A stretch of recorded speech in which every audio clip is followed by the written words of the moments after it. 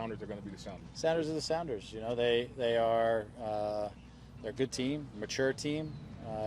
They defend well, and they're hard to. They don't give up a ton of chances, and their two big center backs do a really good job of protecting the goal, along with Fry, and midfielders work really hard. They can score goals in different ways. Between their capacity in transition is as good as anyone. Again, with Morris, with Leo Chu, with the different guys that they have that can run in transition, they can be dangerous there.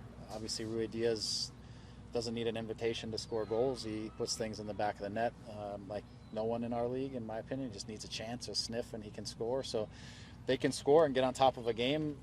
Even if they look like they're completely underwater in the game, they can still get the goal and come out on top. They can also hold the ball and play in possession and force you to have to work a bit. So it's a good, mature team that obviously has been in big games and has grown together over the years. So they have a lot of qualities going for them. We feel like we can certainly possess the ball and move them around. The key for us, as we did last week, is to be able to turn that into real meaningful chances and put the ball in the back of the net and try to get on the front side of the game. So, but we think our ideas and the things that we try to do inside of it can help us to control the game with the ball. The question is going to be for us to find the right moments to be dangerous, to score, and then to manage the different ways that they can hurt you in transition, set pieces, things like that. What challenge? I mean, that's a challenge. Your back four has been pretty solid all year.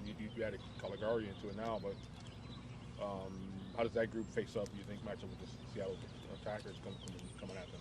Yeah, again, I think if we are responsible about how we use the ball, like for example this week in Portland, we just didn't give them many transition moments. Portland's a team that wants to recover balls and hurt you in transition, and we were pretty efficient with the ball. We didn't lose it in bad spots until the very end of the game. It got opened up a little bit, but for 86 minutes they had virtually nothing in the transition because we were more responsible with the ball than we were in games previous. If we can do that against Seattle and not get ourselves into bad transition situations, that will help our back line, because then we can defend as a unit and as a group more throughout the course of the game.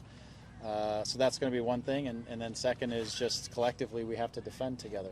They will move together as a group, make things as predictable as possible, manage their speed and the right moments, and deal with crosses, because they'll get the ball out to whichever rolled on the outside, and they'll whip in balls that are going to be hard to deal with, and we've done a good job of protecting our goal in those situations, and it's going to be no different this weekend against Seattle. So again, defending a lot of times is just about collective work, and for us in particular, it's about how efficient we are with the ball, that we don't hurt ourselves when we're in possession and put ourselves in tough situations. What's the timetable for Ade?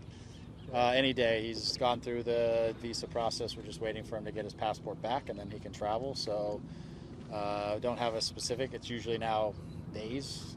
When I say days, 1 to 3 days usually before he'll get his passport back, and he should travel. So he could be on the flight tomorrow, or he could be on Monday or Tuesday.